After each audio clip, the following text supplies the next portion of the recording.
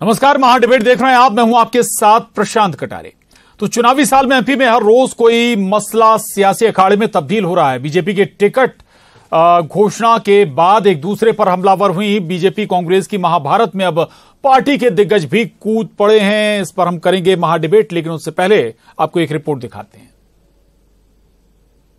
बौखला गई है, इसलिए उल जलूल आरोपों पे उतर आई है, लेकिन जनता का जो प्यार और आशीर्वाद मिल रहा है वो अद्भुत और अभूतपूर्व है। जन दर्शन में भीड़ उमड़ रही है और हमारी तो यात्राएं भी प्रारंभ होने वाली है। इसी को देख के कांग्रेस परेशान है, लेकिन भारतीय जनता पार्टी फिर से भारी बहुमत से 2023 का विधानसभा जीतकर फिर सरकार बनाने वाली है और 2024 में 29 की 29 सीटें भारतीय जनता पार्टी जीतेगी।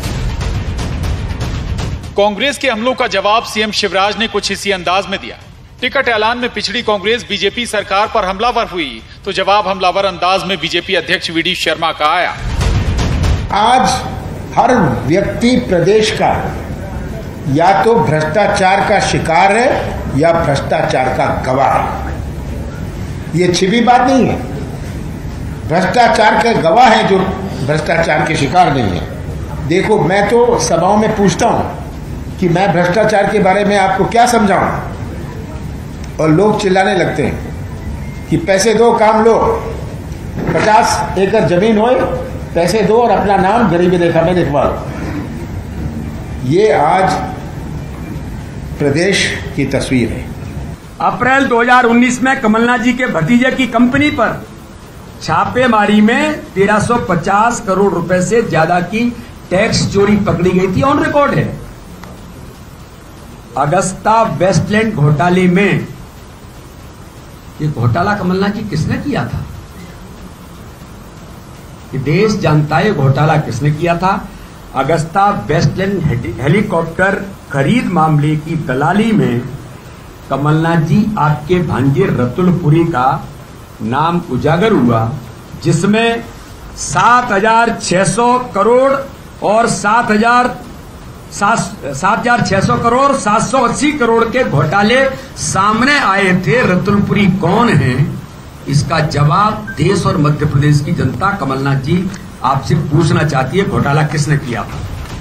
ग्वालियर पहुंचे नरेंद्र सिंह तोमर ने भी कांग्रेस के आरोपों को नकारा तो टिकट वितरण पर बोले पार्टी में कोई नाराजगी नहीं। इधर सितंबर माह में कांग्रेस के उम्मीदवारों की सूची आने का संकेत दिग्विजय सिंह ने दिया। तो सर, जो कांग्रेस के कब्जे वाली सीटें थी उन पर सबसे पहले उम्मीदवार घोषित किए हैं। आपको लगता है कि ठीक है, इसमें क्या फर्क पड़ता है सर? लेकिन जिन 66 सीटों पर आप घूमे थे वहां पर क्या लगता है कब तक उम्मीदवारों के नाम का ऐलान होगा? अब इस सितंबर के अंदर हो जाना चाहिए। अब वो एक पेपर अभी कोई सोशल मीडिया में चला दिया, भी जारी किया, ये 50% कमीशन फलाना ठिकाना फर्जी है। पुलिस ढूंढ रही, वो आदमी नहीं मिल रहा। चुनावी तैयारियों के बीच हमले केवल विपक्ष के नहीं बल्कि सत्ताधारी दल भी आरोपों की लंबी सूची लिए खड़ा है। चुनावी समर में सियासी दलों की रणनीति हिट एंड रन की है। आरोप लगाइए, आगे बढ़िए। ग्वालियर से सुशील कौशिक, भोपाल से अनुराग श्रीवास्तव, शैलेंद्र भदौरिया, न्यूज 18 मध्य प्रदेश छत्तीसगढ़। तो चुनावी साल है और ऐसे में आरोप प्रत्यारोप के दौर चलते रहेंगे। दूसरी तरफ चुनावी तैयारियों में भी सियासी दल जुटे हुए हैं और इस पर भी महाभारत छिड़ी हुई है। चर्चा को हम आगे बढ़ाएंगे। 3 खास मेहमान हमारे साथ जुड़े हैं। गोविंद मालू जी, प्रवक्ता बीजेपी, अवनीश बुंदेला जी, उपाध्यक्ष कांग्रेस मीडिया विभाग, और वरिष्ठ पत्रकार सतीश एलिया जी हमारे साथ हैं। आप तीनों का बहुत स्वागत है इस चर्चा में। सबसे पहले अवनीश बुंदेला जी, मैं आपके पास आऊंगा। बीजेपी कह रही है कि भाई बौखलाए हुए हैं इस वक्त आप लोग। प्रशांत जी, मुझे ऐसा लगता है बौखलाए हुए तो शिवराज जी लग रहे थे मुझे, आज वीडी शर्मा जी लग रहे थे कि बात चल रही थी एक सरकार की कि आप जो 18 साल से सत्ता में काबिज हो और आप निरंतर आपके घोटाले रोज उजागर हो रहे हैं। मतलब ठेकेदार पत्र लिखकर बोल रहे हैं कि 50% कमीशन की सरकार चल रही है, और जैसे ही बात होती तो आप खटाक से 41 जिलों में प्रियंका गांधी जी के खिलाफ, अरुण यादव जी के खिलाफ आप शिवराज जी को आपने अच्छे से सुना नहीं शायद। वो कह रहे हैं कि भाई जो तैयारियां हैं बीजेपी की, उस रफ्तार को, उस अंदाज को देखकर पार्टी उल्टे सीधे बयान दे रही है, आपके नेता उल्टे सीधे बयान दे रहे हैं, उल्टे सीधे आरोप लगा रहे हैं आप? प्रशांत जी, शायद आपने गौर से कभी भाजपा नेताओं के बयान नहीं सुने। कांग्रेस के नेता हम लोग कभी भी उनके ऊपर टीका टिप्पणी नहीं करते, लेकिन जिस तरह के बयानात भाजपा के नेता देते हैं, खासकर नरोत्तम मिश्रा जी तो कमलनाथ जी, दिग्विजय सिंह जी की उम्र के पीछे पड़े होते हैं, जबकि खुद 64 साल के हो चुके हैं और अपने आप को युवा मानते हैं। तो ये इस तरह के स्तर की जब बयानात होते हैं तो मुझे लगता है प्रशांत जी इसके आगे बात नहीं करनी चाहिए। और जहां तक घोटालों की बात है, निश्चित तौर पर ये घोटालों की सरकार है। खुद मतलब गौ माता के ऊपर राजनीति करते हो, गौशालाओं की में आप 50% कमीशन खाते हो। आपने कहां घोटाला नहीं किया? आप पोषण आहार घोटाला, आरोप यही तो लगा रहे बीजेपी भाई कि आप तैयारियों को लेकर नहीं आप घोटालों का जिक्र कर रहे हैं। आधार बीजेपी कहती कि भाई हम तैयारी इस अंदाज में हमारी हो रही है, यही पच नहीं रहा है कांग्रेस को। प्रशांत जी जिक्र ना करें जी, मतलब आरोप पत्र ऐसी खाली लिख के दे दें, ABCDEFIZ है, गाना लिख दें मिलेश्वर मेरा तुम्हारा, ये दे दें आरोप पत्र। आप बताएं आप क्या चाहते हैं? प्रशांत जी, विपक्ष का ये फर्ज होता है कि अगर आप आरोप पत्र लेकर आ रहे हैं तो सरकार की जो कमियां हैं उन कमियों को उजागर किया जाए। और अगर आज हमने ये आरोप पत्र जारी किया है और उनके घोटाले उजागर किया है तो इसमें क्या दिक्कत है? आप मुझे बताएं, भाजपा क्या चाहते, शिवराज जी क्या चाहते हैं कि उसमें छोटवा बड़वा ABCDEFG लिख दें, ना घड़ी गिरी ये हम लिख दें? ऐसा नहीं होता है प्रशांत जी। अगर आप राजनीति में हैं और आप घोटाले कर रहे हैं तो आप और खुद आपके सिस्टम में निकल के आ रहा है। गौशालाओं के मामले में खुद ठेकेदार लोग लिख रहे हैं कि बिना 50% कमीशन के हमारा काम नहीं हो रहा है। और हर मामले में क्या पटवारी भर्ती घोटाला नहीं? प्रशांत जी मुझे बताएं, क्या मुझे व्यापम घोटाला नहीं है जिसमें 50 लोगों से ज्यादा की जान जा चुकी है? क्या घोटाला, क्या कारम बांध घोटाला नहीं है? 1 साल हो चुका है, कारम बांध जो बनते घोटाला नहीं है? क्या मुझे बताएं महाकाल लोक परिसर का घोटाला नहीं है? पत्तों की तरह बह गया। और अगर कांग्रेस पार्टी आज ये बात कर रही है प्रशांत जी, तो क्या बुरा कर रही है? मुझे इस बात का जवाब दें आप। नहीं, आप गोविंद जी देखिए, प्रमाण सहित कोई आरोप लगाएं और प्रमाणित करें तो समझ में आता है, लेकिन ये केवल घोटाले और बोले हम विपक्ष क्या करेगा, आरोप पत्र लगाएगा। जो ऐसा कहीं लिखा है कि नहीं आरोप पत्र लगाना ही चाहिए, कुछ नहीं हो तो ये ABCD लिख देंगे, क्या कर देंगे? अब ये 254 255 इतनी सारी बड़ी बातें कर रहे हैं। 18 साल की बात कर रहे हैं, हर 5 साल बाद चुनाव होते हैं, जनता के बीच में अपनी बात लेके जाते हैं। इन लोगों ने तो इन लोगों को तो नोट गिनने की मशीन तक के विज्ञापन दिए। गोविंद जी एक बात और भी कह रही है कांग्रेस, गोविंद जी सुन लीजिएगा भाई कि भाई जो टिकट आप लोगों ने घोषित कर दी, ये आप लोगों का डर है, आप लोगों की चिंता है। ये देखिए, भारतीय जनता पार्टी अपने संगठन की अपनी रणनीति, अपनी कार्यपद्धति से काम करती, कांग्रेस के हिसाब से काम नहीं करेगी। ये कुछ भी समझा करें, इनके पास कोई MRI की मशीन है कि कोई घबरा रहा है कि कोई क्या कर रहा है, कोई क्या कर रहा है। देखिए, हम इसलिए आक्रामक ढंग से उसका शैली में जवाब देते हैं कि हमने सुशासन दिया है, हमने विकास किया है, हमने काम किया है। ये घोटालेबाज तो ये लोग हैं जो लगातार भ्रष्टाचार करके देश को लूटा उन्होंने। और ये कमलनाथ जी हों या दिग्विजय सिंह जी हों, इनके कार्यकाल में कोई आइकॉन होते, सुनिए, आइकॉन होते तो दिग्विजय सिंह से लेकर और हमारे सुनिए अटल बिहारी वाजपेयी से लेकर शिवराज जी तक हमारे आइकॉन है, हम आइकॉन है। और आप प्रमाण करते ना, आप प्रमाणित करते की बात करते थे। ये जब विपक्ष में थे की बात सुनिए मैं आपको बता रहा हूँ, आपके बता रहा हूँ, कोई घोटाला नहीं था। मैं प्रशांत जी कारम की बात करेंगे, ये इतनी घोटाला नहीं, व्यापम की बात करते थे, व्यापम कोई घोटाला, पटवारी भर्ती घोटाला सरकार ने निकाला, पटवारी घोटाला सरकार ने उस पर जांच बैठाई। इनका क्या रोल है उसमें? ये कोई घोटाला किया क्या? ये आरोप लगाए, लेकिन आधार भी अगर हो तो और बेहतर होता है। जी ठीक बात है, नहीं आरोप हो, लेकिन आरोप आधार के साथ। प्रशांत जी मैं बताऊं, प्रशांत जी जो सत्ता में होता है सरकारी मशीन उसकी होती है, EOW, CBI, CID विभाग आपके पास होता है। हमने आरोप लगाए, आप जांच कराइए। आज BD शर्मा साहब भी कह रहे थे कि 15 महीनों में 15,000 के घोटाले कर दिए, अब आपकी मशीनरी थी। और अगर हम झूठ बोले तो उन पर कार्रवाई करें। चलिए ठीक है, बस प्लीज चलिए ठीक है। सतीश एलिया जी को मैं चर्चा में ले आता हूँ। जी चलिए, गोविंद मालू जी और सुप्रीम कोर्ट से बहाल होते हैं। अवनीश जी, गोविंद मालू जी प्लीज, ठीक है कार्रवाई करिए। चलिए मोदी जी से लगाकर, अटल जी से लगाकर, चलिए ठीक है, शांत हो जाए प्लीज प्लीज सर, जाइए। चलिए ठीक है, गोविंद जी आ रहा हूँ। सतीश एलिया जी, सतीश एलिया जी, आरोप चलिए ठीक है, चुनावी साल है। गोविंद जी आ रहा हूं। ठीक है, ठीक बस गोविंद जी प्लीज आ रहा हूं। सतीश जी को चर्चा में शामिल कर लेने दीजिए ना, आपके साथी हैं, बाजू में बैठे हैं, प्लीज। अरे गोविंद मालू जी, अवनीश बुंदेला जी, प्लीज, दोनों से रिक्वेस्ट है। सतीश एलिया जी के बारे में क्या बात? नहीं सर, ऐसे चर्चा नहीं चलेगी सब, प्लीज। दर्शक सुन रहा है साहब, देख रहा है, आप लोग सब बड़े राजनीतिक दल हैं, देश के दो बड़े राजनीतिक दल। ठीक है, चल ठीक है।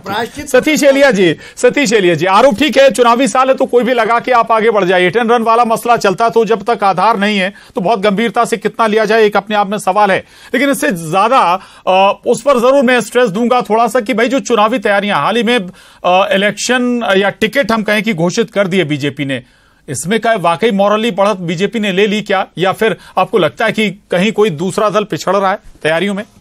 देखिए, इसको मोरली शब्द हम ना कहें, एक स्ट्रेटेजिकल हम इसको कह सकते हैं। वो सीटें जो लगातार, जैसे भोपाल उत्तर की सीट है, लगातार 6-7 बार से वो हार रहे हैं। 93 में भारतीय जनता पार्टी ने भोपाल उत्तर सीट जीती थी जी। गुट्टू बाबू जीते थे, रमेश शर्मा जी जो अब दिवंगत हो गए कुछ दिन पहले। इसके बाद से लगातार आरिफ अकील वो सीट जीतते आ रहे हैं।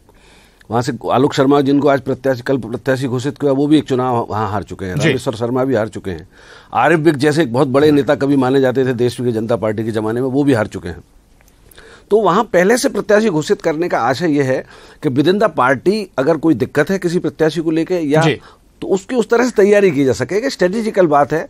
और मुझे लगता है भारतीय जनता पार्टी का ये जो पहले प्रत्याशी घोषित किए हैं उन सीटों पे जहां वो हारे हैं या हारे हैं और कभी जीते, उस तरह की सीटों पे, तो वो स्ट्रेटेजिकली मेरे ख्याल में एक अच्छा कदम उनका है, तो करना चाहिए। और ऐसा कांग्रेस भी कर सकती है, हो सकता है कांग्रेस ऐसा करे जिन सीटों में वो लगातार हार रही है, लगातार पिछले 5-6 चुनाव से, और पहले कभी जीती होगी, तो वहां वो भी उस तरह से तैयारी कर सकती है।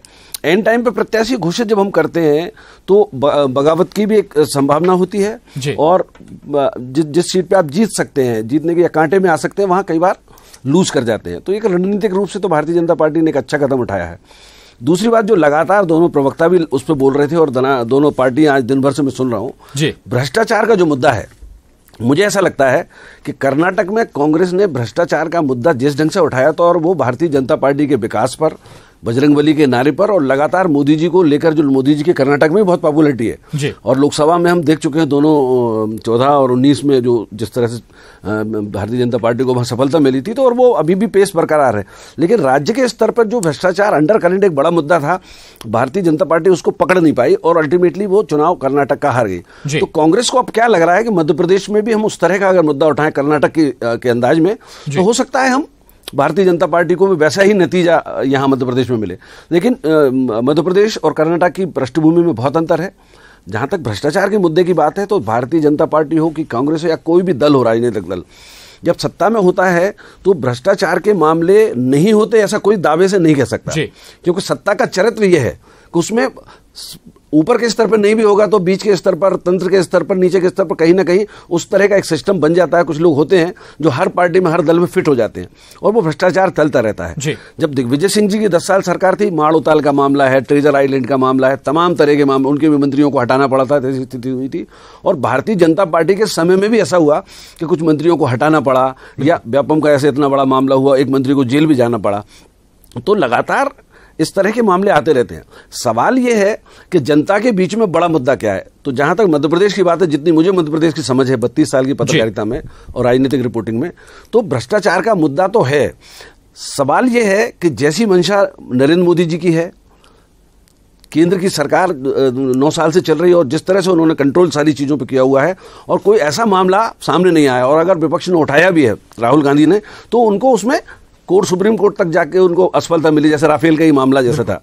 तो मध्य प्रदेश के जो मामले हैं, तो उनमें भी उसी तरह से अगर लगता है भारतीय जनता पार्टी को कांग्रेस के आरोप गलत है, तो उनको उस तरह से साबित करना चाहिए। लेकिन लोग कहीं ना कहीं तंत्र से परेशान है, क्योंकि हम लगातार देखते हैं कि निचले स्तर पर जो आम आदमी है उसके काम में दिक्कत होती है, और जो तंत्र है पूरा, वो कहीं ना कहीं रिश्वतखोरी और इस तरह की चीजें चलती रहती हैं, और मामले कई लोग पकड़े भी जाते हैं, कई नहीं भी पकड़े जाते।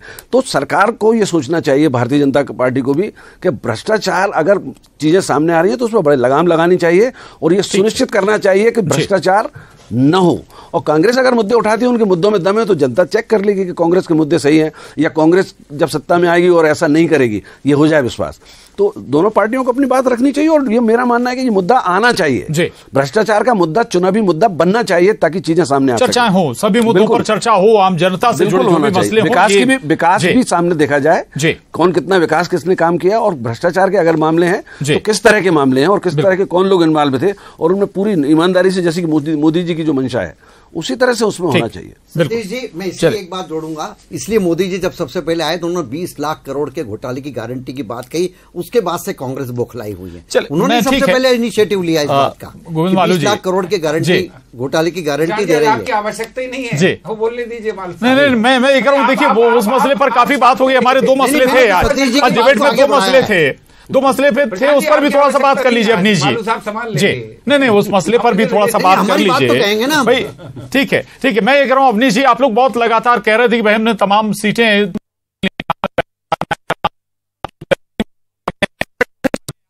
चर्चा में, लेकिन क्या हुआ, आप पिछड़ क्यों गए? प्रशांत जी, हम कहां पिछड़ गए? आप अगर उस 39 लोगों की सूची की बात करें, इसमें से 8 लोग सिर्फ परिवारवाद की, 39 में से 8 लोग एक परिवारवाद को सिद्ध करते टिकट दिया, ठीक है।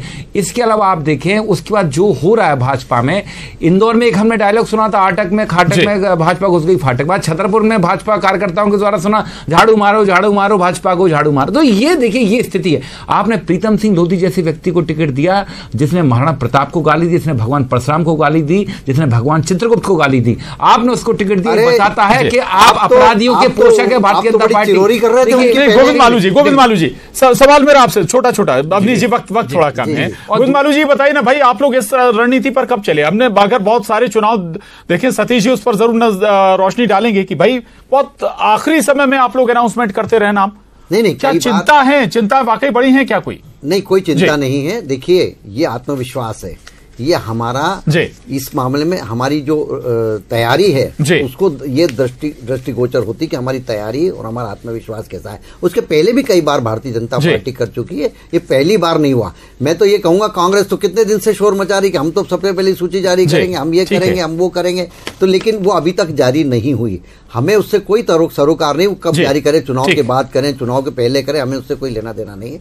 लेकिन हमने पूरी तरह से सोच समझकर, हमारी पार्टी ने, हमारी पार्टी की रीति नीति के हिसाब से, कार्य पद्धति के हिसाब से, जिस तरह से हमको उसको चयन करना था, हमने किया है। और हम इन 39 सीटों पर पूरे बड़े अंतर के साथ चुनाव जीतेंगे। चलिए ठीक है, ये बड़े दावा हैं। सतीश जी, वाकई कुछ बदलाव आपको लगता है बाकी जगह की स्ट्रेटजी के मुकाबले एमपी में बीजेपी की? ये देखिए ना, बीजेपी में ये जो 39 लोगों की सूची आई है, चुनाव मुझे लगता है कि नवंबर के आखिर में, आखिरी तारीख है उसकी, नवंबर के अंतिम सप्ताह तक मेरे ख्याल में चुनाव होगा, मध्य प्रदेश में मतदान होगा। तो बहुत ही जल्दी है। और इसके पहले करीब मतलब कभी मुझे नहीं लगता कि इसके पहले कभी ऐसा हुआ होगा, इतनी जल्दी सीटें घोषित की होंगी। लेकिन ये इस एक तैयारी को ही दर्शाता है कि लगातार पार्टी एक स्ट्रेटेजी बना रही है कि क्या दिक्कतें उसको हो सकती हैं, तो उनको कॉम्बैट कैसे करें, उनका मुकाबला कैसे करें। तो ये तरीका है जल्दी प्रत्याशी घोषित करने का। पार्टी के अंदर गुटबाजी नहीं हो, बगावत नहीं हो, बागी उम्मीदवार नहीं हो, और दूसरा जो अपोनेंट है आपका, दूसरी पार्टी जो है, वहां चूंकि कांग्रेस के सिटिंग एमएलएज हैं, उनके ऊपर भी एक प्रेशर बना सके, उनके मामले सामने ला सकें और कार्यकर्ताओं को एक्टिव कर सकें। तो पार्टी की रणनीति अपने उनके हिसाब से बिल्कुल सही है। अब देखना यह है कि अल्टीमेटली जनता के पाले में बात जाती है और जनता ही निर्णायक होती है, जनता ही मतलब एक तरह से जनार्दन है। तो जनार्दन के सामने जिस दिन जाएंगे और जिस दिन वो मतदान होगा, उस दिन पता लगेगा कि जो 39 सीटों में से वो कितनी जीतते हैं, तब पता लगेगा कि ये जल्दी निर्णय लेने से क्या फायदा हुआ। और मेरा ये बहुत मानना है, मैं चूंकि चुनाव का जो स्ट्रेटेजी होती है और जनमत सर्वेक्षण और तमाम सारी चीजों को मैंने बहुत गहन अध्ययन किया हुआ है, मैंने किताब भी उस पर लिखी है, तो निश्चित रूप से इसका फायदा तो भारतीय जनता पार्टी को होगा। इन 39 सीटों पे उनका परफॉर्मेंस पिछले चुनाव से बेहतर होगा, निश्चित रूप से, आप देख लीजिएगा। चलिए, ये बड़ी स्ट्रेटजी है। और इस पर एक कमेंट अवनीश बुंदेला जी आपका भी। भाई, आप परिवारवाद पर भी कांग्रेस सवाल उठा रही थी, वाकई कांग्रेस को लाइन पर जाना चाहिए क्या? क्यों नहीं जाना चाहिए? मुझे आप बताएं, ये भाजपा वाले सदैव कांग्रेस के परिवारवाद पर उंगली उठाते हैं, जबकि असली परिवारवाद की जनक जो असली पोषक आज की तारीख में भारतीय जनता पार्टी है। इनका बेटा बल्ला चला सकता है सरकारी अधिकारी पर, है ना। इनके मतलब पंकज सिंह हो सकते, राजनाथ सिंह सबके हो सकते। मतलब आप कांग्रेस पार्टी योग्यता के अनुसार चलती, परिवारवाद की असली पोषक भारतीय जनता पार्टी है। इस बात को बार आप देख लें, आप देख लें। इंतजार रहेगा कांग्रेस की भी सूची का जल्दी। बीजेपी ने जारी कर दी है कांग्रेस की सूची का, इंतजार रहेगा। चर्चा को आज यहीं खत्म करेंगे। बहुत शुक्रिया आप तीनों खास मेहमानों का, अवनीश जी, गोविंद मालू जी, सतीश एलिया जी, बहुत धन्यवाद। डिबेट में इतना ही।